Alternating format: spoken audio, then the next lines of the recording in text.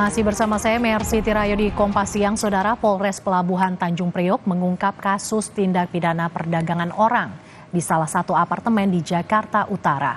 Polisi menangkap 2 perempuan diduga sebagai mucikari. Salah satu tersangka berinisial SM tidak berkutik saat ditangkap oleh anggota Satreskrim Polres Pelabuhan Tanjung Priok di kamar apartemen di Jalan Yosudarso, Sunter.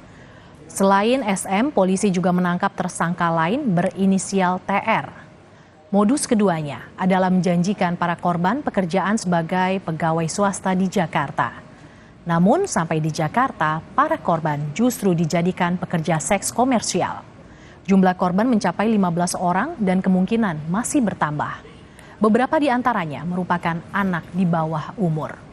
Selama 6 bulan beroperasi, perputaran uang dari transaksi tersebut mencapai 1 miliar rupiah. Kedua tersangka dijerat pasal tentang pemberantasan tindak pidana perdagangan orang. Modus operandi tersangka ini, pelaku menawarkan dan mencarikan pelanggan untuk pelayanan seksual. Antar jemput korban ke tempat pelayanan seksual dengan modus pijat panggilan serta menyamarkan pekerjaan para perempuan yang dipekerjakan sebagai pegawai warung makanan, kemudian mengambil keuntungan dari aktivitas tersebut.